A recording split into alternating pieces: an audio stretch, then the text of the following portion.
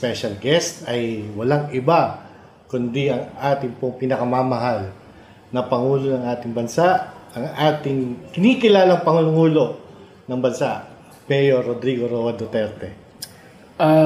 Good evening.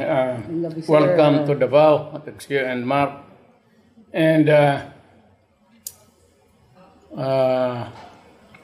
my warm greetings to all of you nakikinig ngayon. Kung meron, sana. I'm sure meron, sir. Exciting topic natin and it's timely, sir, kasi kakatapos lang ng State of the Nation address ng ating Pangulo, si Ferdinand Marcos Jr. At may mga observations tayo and we'd really like to hear what your observations are as well. If we can take it apart para sa mga taong bayan. Mark, what do you think? Yes, and yun nga, nagkaroon tayo ng SONA ngayong ng nakaraang araw at maraming sinabi doon ang Pangulong Marcos at gusto nga nating malaman sa ating dating Pangulong Duterte kung ano ang kanyang saloobin tungkol dito. Well, there is something I must confess to the public. I was listening to the SONA of the President, pero at the same time may ginagawa ako. Yes, sir. So yung attention ko minsan na napupunta doon sa ginagawa kong iba. But most of the time nakikinig rin ako. And while talking about the budget and the business of government and how it is faring, yun ang probably I would answer it along the way. And of course, send over the questions outside of the box na dapat malaman ng tao. So, primarily, yung SONA kasi delved into, well, it was a reporting. Ang basis nito, of course, para lang sa ating mga tagapakinig, ang ating saligang batas nagre-require na once every year ang ating Pangulo ay magre-report sa taong bayan ng estado ng bayan. So, this is the state of the nation. Ngayon, yung definition ng state of the nation, medyo malawak yan. Pero in this particular instance, sir, may ang primary observations, let's get right into it, Mark, sir.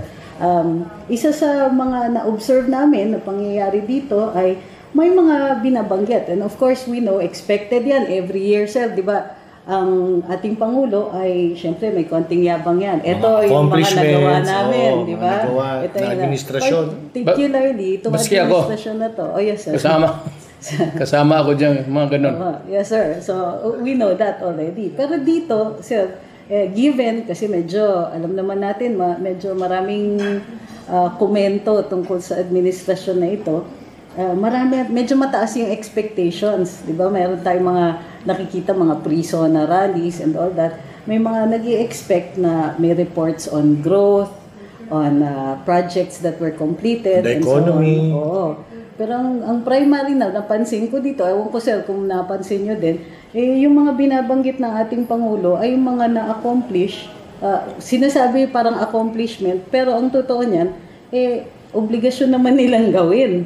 Halimbawa, sir, for example lang, meron siyang pautos na sa mga barangay na mag-clean up, maglinis. At very happily, nag-report pa siya kung ganong karami o ilang toneladang basura ang nakolekta ng mga barangay. Ngayon, of course, nasa national interest yung paglilinis. Pero sir, hindi ba yun naman ang trabaho ng barangay? Well, part of governance is from the national, local, and barangay level. Sanitation, law and order is part of the all levels of government. Ito namang kasi, itong sanitation drive. Yes, sir. Maganda yon.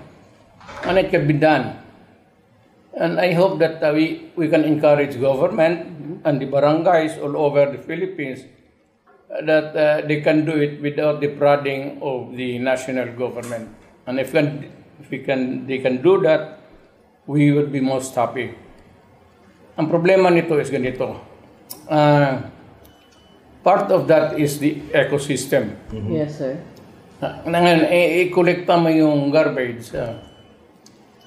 Saan mo ilagay? Kasi you just cannot dispose of the garbage system in one lot there. It might not really be a sizable thing, but still you have the sanitation guys going there. What are the disposable thing that you can throw in that? Maraming ano yan, and it requires a learned guy in government down to the barangay level to see to it that the clean-up drive or the disposal of the garbage must be placed in or whatever. Pero bihira ito ditong sa private would accede to that kind of request to be a disposal thing. So it must be government. The only thing, Trixie, is that wala tayong uniform policy dyan.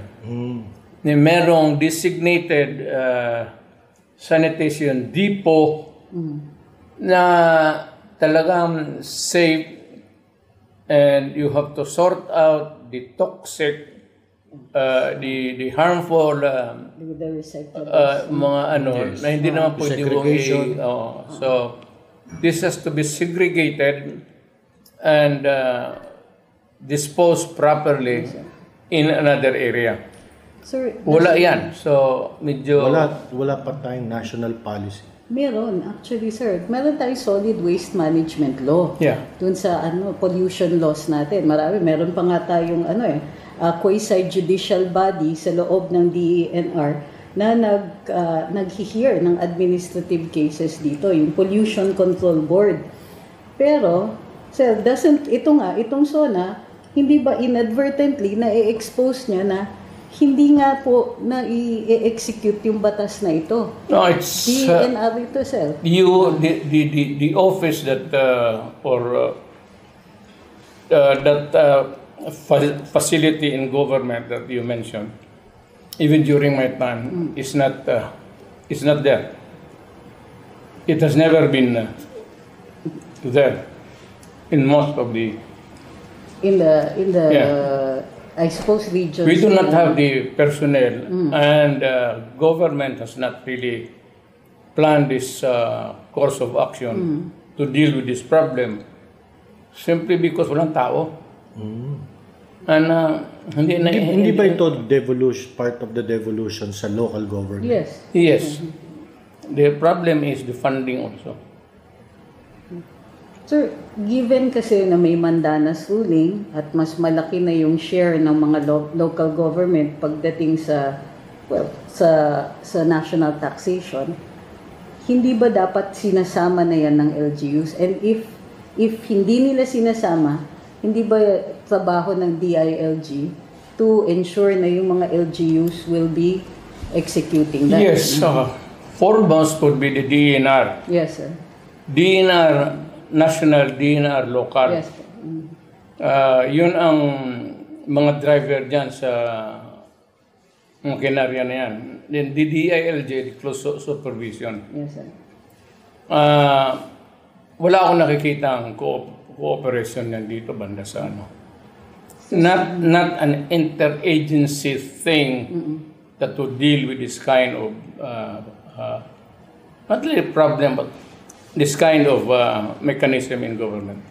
Pero sir, kayo nung mayor sa Davao, ako wala akong nadinig na ang Davao nagka-problema in terms of waste management. Yeah, well, I employ the right people.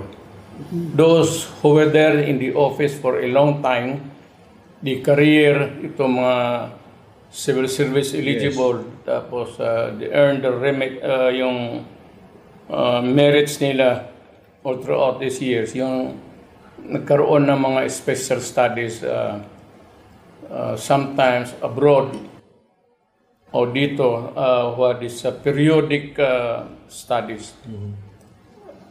But unfortunately,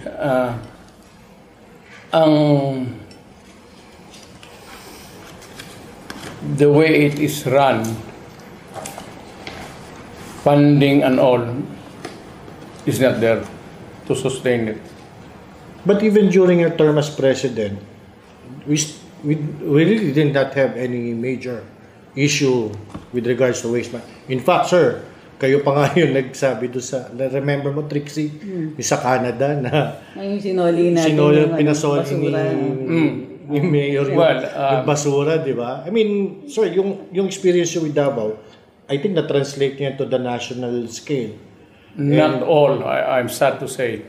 This is not really to pull my own chair, but not everybody has that mindset or ano nila yung takbo nila sa utak that they must be conscious at all times. So, sir, Ganong Canada, it was pure insult. Yeah. I had to do something about it.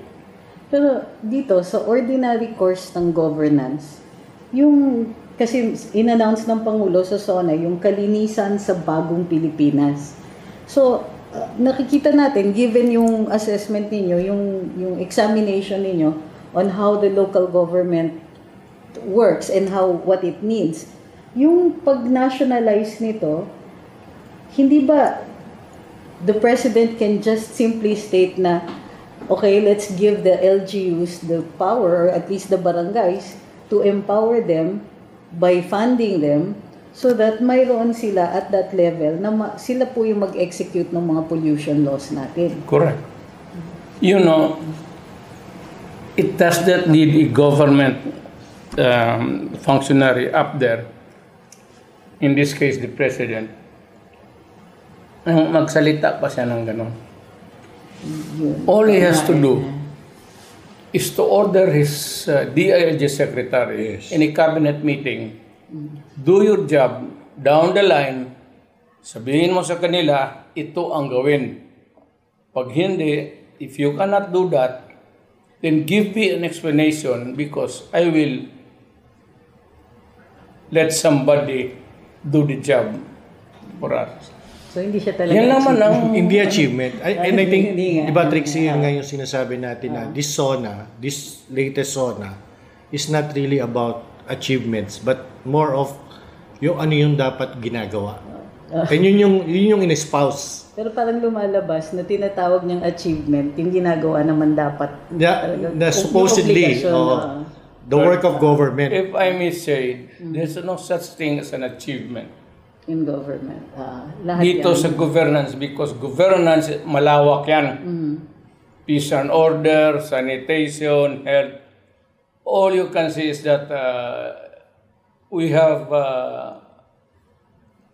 done this thing and meron kaming produkto na dito. There is no achievement because it is a dynamic thing that does not end. It's an endless cycle. Pagka sinabi mong na-achieve mo, there's more tomorrow to achieve. So, there's more work to be done. Ang life kasi ng buhay ng tao sa mundo keeps on repeating itself, including the problems. You have a day to live and a day to clean up and a day to be, keep healthy and a day to, deal with the problems of pollution and a day. It is a repeating thing, which you cannot use the word we have achieved. You can only do that when you die and you look back and say to yourself, I have achieved this thing. Or other people would say that during his lifetime, he has achieved this one. So hindi po ito sabihin niyang achieve sa gobyerno. Kasi araw-araw yan, you have to achieve. So ilang achievements yan. So you have done your work for the day. So that's it. Period. Sir, parang it's like washing dishes. Every day kakain ka, maghugas ka ng pinggan pagkatapos nun. So pati itong pagkolekta ng basura, hindi ba kailangan pa bang sabihin ng Pangulo yan na binisin Inutusan ng ko. basura. Mangolekta tayo ng 10 tonelada ng basura because this is already part of the obligations of the... Got it. In addition to which, sir, sinabi pa ng Pangulo, let me jump lang to another one. Sabi niya during the SONA, ipare-review daw niya yung EPIRA. EPIRA law, oo. Dahil in-acknowledge niya yung mga issues sa power consumption, sa Mahal electricity. kasi without acknowledging, sir, na mahal ang kuryente, sinabi niya na binabalikan at binubusisi ang EPIRA. Pero, just as a matter of fact, alam ko na ginawang priority legislation yung pag-review ng EPIRA. And na-prioritize sa 2023 pa. So ngayon, bahagi din ba po ito? Continuing ba ito? Hindi ba, pagdating naman sa batas, ito, you have to get it passed. You review it, and if it needs to be changed, ipapasa natin yung amendments o kaya yung bagong batas. Actually, ito yung sinasabing wala pang natapos. Because matagal na yung EPIRA law. Hindi pa nga natapos yan. It has not been fully implemented. Yes. Tapos you come up with a new idea again. That is what hindi lang kay Marcos, in fairness to it. Sa akin, yan yung problem that keeps bugging us every day, and we keep on coming up with new ideas how to solve the problem. Or if that ideas are converted into some form of legislation or ordinance, still the problem remains. So what needs to be done is really just do it. Wag mo nang sabihin kung ano ang gusto mong gawin. Just do it without announcing it. Ganun na lang para let it start. Ako kay Presidente Marcos is I would ask him to sabihin mo sa barangay level, gawin mo trabaho mo. Pag hindi, magpapadala ako ng tao diyan. And diyan na lang kayo sa barangay hall, mag-upo buong araw at may yung mga tao na ipapadala ko, yun na ang magtrabaho para sa inyo. Then you go to the municipality and you go to the city and province. Ganon na lang ang sabihin mo, putang inagago kayo, pag ayaw ninyong magtrabaho, sabihin ninyo sa akin kasi magpapadala ako ng tao. Maraming Pilipino dyan sa labas na walang trabaho. So kung ano man na yung subsidy o ibibigay ng national government sa inyo, kunin ko yan, ibibigay ko yan sa mga taong gusto magtrabaho para malinis yung syudad ninyo, para yung syudad ninyo maging yung barangay ninyo maging peaceful. If you cannot deal with the problem with the NPAs or hindi nyo kaya gawin ang yung droga na yan, putang inang yan, that's bugging the life of the Filipino. Dapat sabihin ninyo. Or there will be a time na sabihin ko talaga sa inyo that you are a total failure and I need to do something because I am the president and the buck stops here. Sir. Hanggang dito yung problema. Trixie, nabanggit yung droga. Teka, may ano lang ako. Oh, sige. Sorry, tinamaan ako ng isang malaking wave ng nostalgia, sir. Na-miss ko lang. Na-miss ko lang yung mga cabinet meetings niyo na naka-televise. Tapos naririnig namin yung mga ganyan. Di ba? Yung mga ganong nakakamiss order. na, Call to order. sorry. Interruption. Sorry. Pero nabanggit nga droga. Yes. So, And, ano sabi ni Pangulo doon?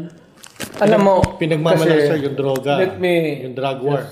interrupt you for bastos man pakinggan, undignified man for a president to do it.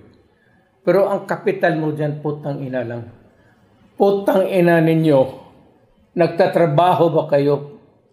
Putang ina ninyo, pag hindi ninyo sabi, mga putang ina kayo, sabihin ninyo, kasi magdala ako ng tao o maipapalit ako sa inyo.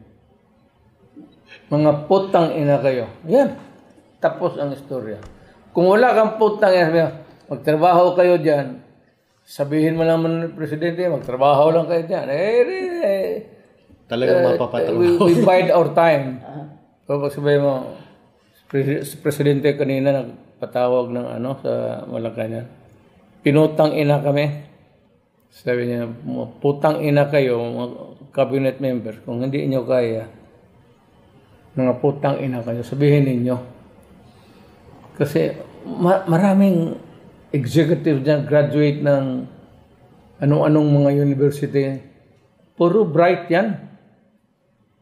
Putang ina, papalitan ko kayo, mga putang ina kayo. Yan ang kapital mo. Pag hindi ka marunong mga undignified nga, hindi maganda pakinggan, not suited for a president. But if you want problem solved, putang ina, gawain mo itong style na ito kasi alam nila pag putang ina kayo, galit ka. Alam mo, hindi tama. Tama, Trixie. Kasi, sir, yung binanggit niya kasi yung drug war, ang ganda ng sinabi na kesyo, maraming yung drug bust na 44 billion, tapos may 400 na hinuli, 6,000 na high value target, 440 na government employee. Pero sir, pag tanungin mo ang ordinaryong mamamayan ngayon, bumalik yung takot. Bumalik ang mga krimen sa kalsada. And alam naman natin na ang droga ang nagtutulak niyan sa krimen. So parang yung hindi nagtutugma sir yung SONA sa talagang nararamdaman ng taong bayan. Which yun ang naramdaman natin nung panahon mo sir bilang Pangulo. You know, it's not how much or how many sacks. Hindi na pinag-usapan ng droga because droga is being manufactured everywhere. There's money in it and you can only deal with it in one part of the country. We do not have the resources. So, plus the imported ones that would be, thrown along itong coastal areas and pipick upin niya ng mga pambot or mga lancha na kukunin. Manufactured, alam na niyo kung saan. It's money. It could either be tayo ang nagmamufacture, itatapo rin natin sa kanila. It's a so many avenues of making money and everybody is doing into it because there is not enough legitimate masabi mong hard-earned money na with the population growing wild, hindi mo lahat mabigyan ng trabaho. Not only in the Philippines, but in other areas. Yes. So, this thing becomes a problem. Meron siyang binanggit, sir. Well, hindi binanggit yung napansin niya. Binanggit niya yung drug war. Pero, wala siyang mention dun sa rising crime statistics. Yes. Or consequently, wala din banggit na bumababa ang krimen. Hindi, binanggit naman niya. Pero parang in passing na parang Well, walang puro impact. motherhood statements eh. Motherhood Yun nga, niya. di ba, na kesyo yung drug war niya. Actually, parang may pasaring pa nga sa previous administration. Extermination is not one of the, It's not an option. it's never one of them option. Well, Dahil he described it as his bloodless drug war. alam mo kasi, I do not blame Mr. Marcos. He's a believer of sa Diyos. Ako, naniniwala ako sa Diyos. Pero kung sinasabi ko sa Diyos, hindi mo nasulbad ito, I will do it my own way. If you cannot, by the grace of God, hindi mo ma-stop itong senseless killing of innocent civilians, yung they are being pulled up, they slaughtered, and if you cannot give instant justice, of course may gobyerno tayo, but tanungin ko na lang sa Diyos, how efficient is the government of America? How many innocent civilians in America or in Europe are killed by senseless terrorists? Alam mo, sa ako ang tingin ko, I take it personal. Even as president, may namatay tao dyan sa pinakalayong barangay.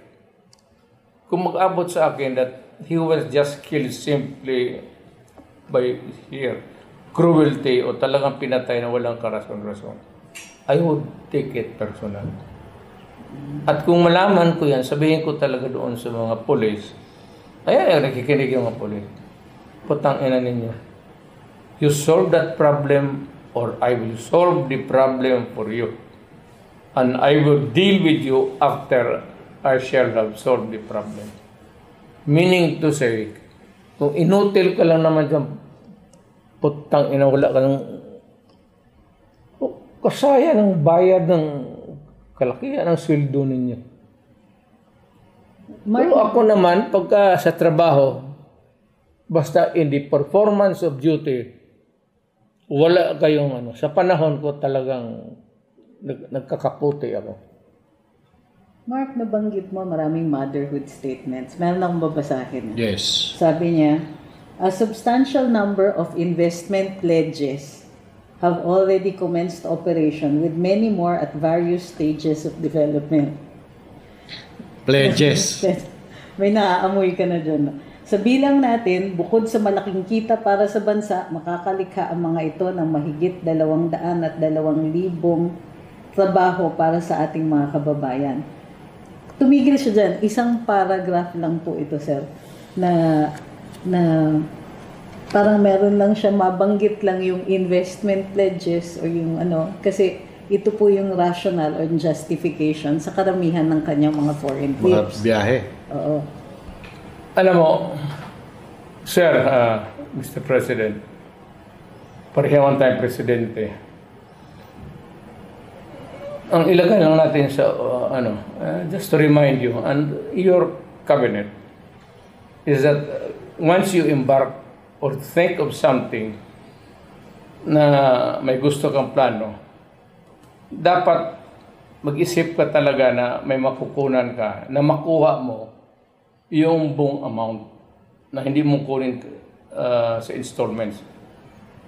Kasi pag nag-bog down yan, yung takbo ng proyekto mo, pag nag-bog down ang financing mo hanggang dyan yan, so many incomplete projects all over the country. Yung daan hanggang dyan lang, walang simento, sa appropriations na doon yun, sabihin, hindi kaya sir, you cannot reach 1 kilometer kung isiminto mo, so hanggang 5 metro ka lang dyan. So, I believe, nasa pagkasinabi ng district engineer, naniniwala ako sa kanila. I always assume good faith kasi recorded naman. So, makikita mo, kung hindi ayaw mo maniwala, di pupuntahan mo doon. magtanong ka ng ibang engineer, magkano ang gastos mo dito? So, very easy really to find out. But ang problema kasi yung funding, 35 billion. Pagkatapos, a few years later, anong project ito? Sir, hindi na kompleto. So, saan napunta yung 35 billion? Sir, naubos na, wala na eh, nakulang talaga. So, saan nagkulang? Nagkulang ang pera kasi malalim yung bulsa mo? O nagkulang talaga because, the prices. Alam mo, sa buhay na ito, in fairness to everybody, engineers, construction, every day may dagdag talaga yan. Every day may dagdag talaga yan, piso o 30 centavos, 50 centavos. But they accumulate by the year and malaki yan. So talagang nakukulang ang pera. Yung estimate mo talaga, kailangan, pag itong proyekto na ito to be completed in 3 years, ang appropriation mo talaga must be good for 3 years. Lagyan mo ng additional na 2 years para gawain mong 5 years. Tutang kung ang stricto lang naman ang makikita mo naman ang takbo ng trabaho. It's just a question of itong sa audit. Makikita mo naman and a clause of provision of yung department concerned, highways o itong DINA. Makikita naman niya. At bigyan kita ng good for 5 million. Ito na yung to cover up for the increases of cost.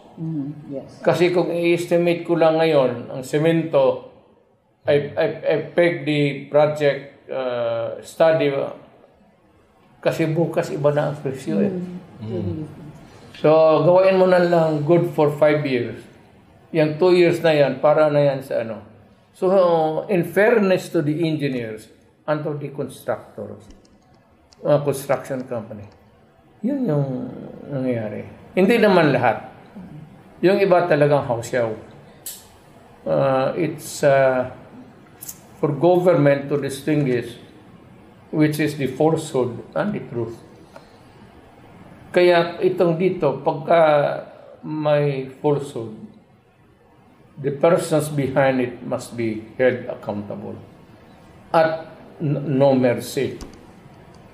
Sir, nabanggit nyo nga yung mga projects and actually, inaantay ko doon sa SONA na banggitin nga ang mga infrastructure projects. Kung ano ba yung ipepresenta nitong administration na yung pwede lang masabing sila. Diba may build better Pero more? binanggit kasi doon yung Metro Manila Subway, yung LRT extension, yung Luzon Spine, which if tignan po natin, hindi naman po sila ang nagumpisa. Actually, inumpisahan yan, sir, yung subway, time niya yan. Yung LRT extension, ako tandang-tanda ko yan dahil very active ako noon na binabantayan yung mga big ticket na infrastructure projects na yan. So, yun na naman yung sinasabi natin, Trixie, na yung SONA na supposed to be accomplishment, it's like tinuloy lang yung dati na ngayon sinasabing ginagawa nila. Ang magandang, if you are a courteous person, ako, ang gano'n ito, inumpisan ito ng predecessor ko, ito yung natapos. Correct. Tapos ito yung dinagdag ko, kulang pa rin. Yes. Wala na tayong pera, pero hanggang dito lang tayo. Kasi hindi natin kaya, kasi hindi lang ito ang problema ko. So, the next president might be able to finish the project. And the credit, kung saan yung who was playing the ball game at the end of the game, ibigay mo sa kanya. Wala nang problema. Sabi mo, I have completed this project. He has completed the project. Hindi naman siya, I did not, I completed this project from start to finish. Ganun lang sa gobyerno. Wala naman. Para sa akin, okay lang yan. And you're entitled to it because at that time when it is ripe for harvest, ikaw ang nandyan. So, claim the credit. And it is yours. Tama yun, di ba? So, we have had our days also. At the very least, kung yung naiwan na project, bigyan mo ng sarili mong timeline na, or bibigyan mo ng improvement doon sa timeline mo na patatapos natin to, yung inumpisahan. Ito yung inumpisahan ni Benigno Aquino noon. Haba nito eh. Yes. It took us so many years because ang haba nito. Ngayon, interspersed with so many presidents in between far and wide. So, ito yung tinapos ko na. But ito yung project ng gobyerno. Ibigay natin yung glory sa taong bayan kasi pera nila yan. Kami yung nandoon, Trabaho. Bayad kami. Yun. Correct. Napansin mo, may madali pansinin sir yung mga nasabi niya eh. Pero mas kapansin-pansin yung mga hindi niya nasabi. Hindi nasabi. Yung mga Halimbawa, nilinya dapat, pero wala. yung iniintay natin. Halimbawa sir, meron siyang isinabatas naman, Maharlika Investment Fund. Okay. Naisabatas yan last year pa.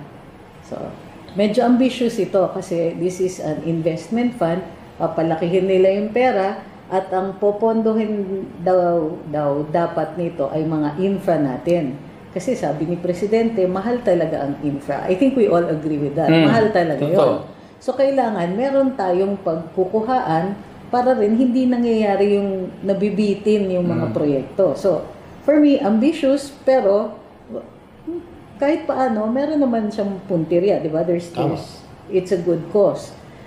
Unfortunately, napasa yung batas, dun sa batas, mayroong seed money na manggagaling from the Land Bank of the Philippines as well as GIF. DBP, Development Bank. I think 50 billion each. So as soon as the law came into effect, nilipat na nila yung pondo na yon. Ngayon naka 1 year na po. Ang bukod tangi, of course, hindi pinanggit ng presidente ito, ang bukod tanging narinig nating achievement sila, sir, nakagawa sila ng logo. So, hindi ako nagbibiro. Sana nagbibiro ako. Pero nagawa din nila pala ng pillars of investment. Sa estimate ko, new projects, 6 years ago, billion project. Mabutit na lang, okay, lagay natin, I'll peg it 5 billion project. Ako, Presidente, 6 years, maybe about 30. Pag sige ka magmura dyan, 40. Tapos next administration, 41 na lang hanggang 42. Kasi nawala na. Wala na. Naubos na. Ganun. Ganun. Kaya wary ako sa paggobyerno.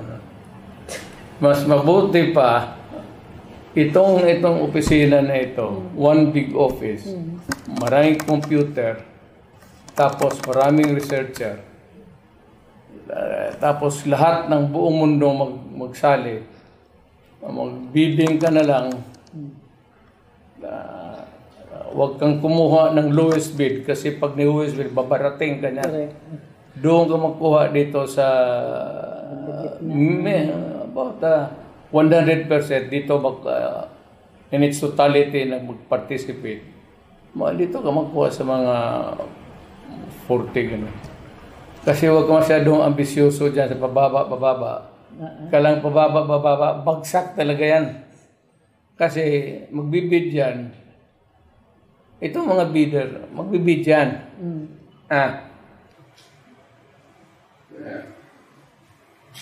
Oh, ito yung amin. Yan. Lowest bid. Ganun ba? Tatapusin namin yan in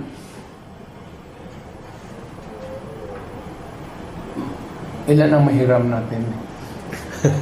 Ilan ba yung ayusin ba? Ilan ba yung Korean? ilan ba yung hiramin natin to pinan? Putang ina. Paglabas-labas na. Tatapusin namin yan 3 years. Kung matapos man ng 3 years, pagdaan ng bagyo, wala na. O kung matapos man, hindi 3 years. Mga 6 years. O tapos na yung project. But in the meantime, along the way, yung funding hanggang from yung original would only be good for 5 years. Hindi na matataposan. Without an additional funding, wala na talaga. Yan ang karamihan sa gobyerno. Kaya pala siguro hindi binanggit ni Pangulo kung ilang metro yung inusad ng subway. Kasi sinabi naman na malalim na yung hukay. Sinabi naman malalim na daw yung nahukay nila. pero Ano pa ba yung hindi, nagbanggit siya ng railway system. Sabi niya parang may railway renaissance. Oo, Ayun. sinabi niya yun. So, nabanggit nga dyan yung subway. So, umusad na daw ng ilang metro. Ayun, no? Loud significant accomplishments in its tunneling works. Sa puntong ito, katumbas na ng 3 hanggang 6 na palapag ang lalim ng nahukay. At tuloy-tuloy na umuusad sa susunod na estasyon. So, notable, sir, walang binanggit kung ganong kalayo pumunta. Nabanggit yung lalim. So, Hindi yan eh. Gaano kalayo na ang natapos mo? Hindi tayo we're not digging for a treasure. Tsaka kung matatapos ba sa administrasyon mo, yung kung mabubuksan ba yan o ma-ooperate ba yan? So, hindi treasure hunting ito. Ano naman? Alam mo, ang nakakalungkot dyan, binanggit yung Bicol, binanggit yung North-South, pero meron kasi isang big ticket project nun sa panahon ni PRD na yung Mindanao Railway. Wala dyan. You, Mr. President, do not feel insulted. Do not feel about it. Lahat tayong dumaang sa presidente sa itong Republika ng Pilipinas may kasalanan. Itong mga ganito. Maganda tayo sa announcement. Yang railway hanggang Bicol, hanggang Sus Mariusep. Magbili ka na lang dyan sa Toyland ng train na maliit. Mas gagana pa yung... mas mabilis aabot yun, sir. Hindi, paikutin mo lang dyan sa mag-imagine ka na lang muna hanggang sa panahon na... Pero sir, seriously, yung Mindanao Rail, sir, nung umalis kayo sa opisina, ready for ano na yan, parang contract signing na lang po ang kulang. Natapos na nun. Groundbreaking yun kasi ang Mindanao has been ready for a railway for decades na. Meron talaga siyang daanan, meron siyang na-prepare na yun. Nakalatag Panahon na. pa yata ni Marcos Sr. Meron ng right of way yun, meron ng kasi may daanan. Anong natin is, may awarding na ba? Wala pa sir. Doon talaga problema. Yun. Pero, doon kaya hindi Kaya hindi pa nabanggit. kaya parang namatay siya, na-shelve siya. Pero sayang because ang ambition is makover ng rails ang buong bansa. Hindi, tsaka sayang dahil tumakbo na yung 2 taon niya. Oo nga, no? 2 taon Pero na. matagal-tagal pa naman. I hope that makaumpisa lang naman tayo siguro, Mr. President, we would be determined be located. Ito yung ano sir, Tagum, ano to eh? Digos? Oo, Tagum to Digos. Tagum to Digos. From Yung start ng Tagum, the next municipality is Panabo. Then Panabo, you have the Davao City.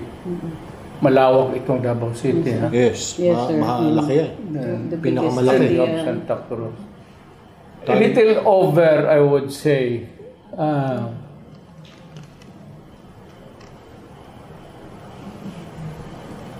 Baka abutan ito ng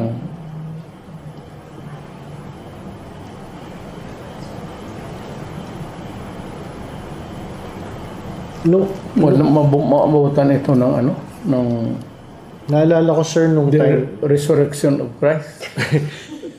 Sir, naalala ko kasi nung time nyo, nung lagi kong kausap si Secretary Artogade, kung natuloy itong Mindanao Railway, it will be the biggest infrastructure project Yes, of the country. Malaki. May eclipse niya yung subway. Subway is 800 billion. correct. Yung Metro Manila subway. At that time, nung inano yung subway, that was the biggest. Pero nung kinoconceptualize ngayon Mindanao Railway, sinasabi nga na kung yan may execute, it will be the biggest. And it's long overdue.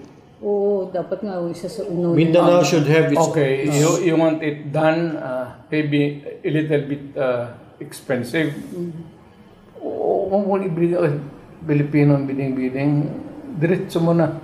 Ikaw, Ito or Mitsubishi, you can build it. I will pay it in 25 years on ganitong installment. So you start. Yes. So it Willing can be naman. done.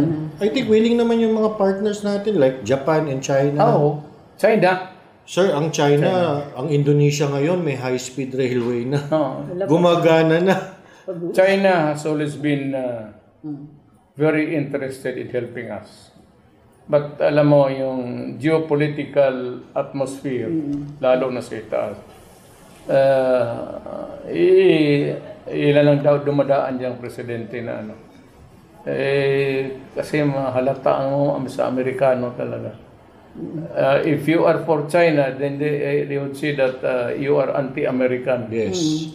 Hindi nila matanggap yung neutral ka. So yan ang mahirap na ano.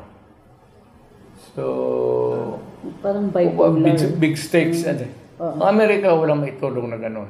America does not have the money to fund it. Wala. It's only China or Japan. Pero sila na lang, ibigay mo sa kanila, then bayaran natin ng ilang taon. So there's, I think sir, yung Mindanao Railway, ready na yata ang Chinese funding nun eh. Nung, Yes, it nung was, time ni Secretary Togade. So yun nga, dun na ano. Missed opportunity na. yun, dapat kasi rin, napag-usapan na yan even before.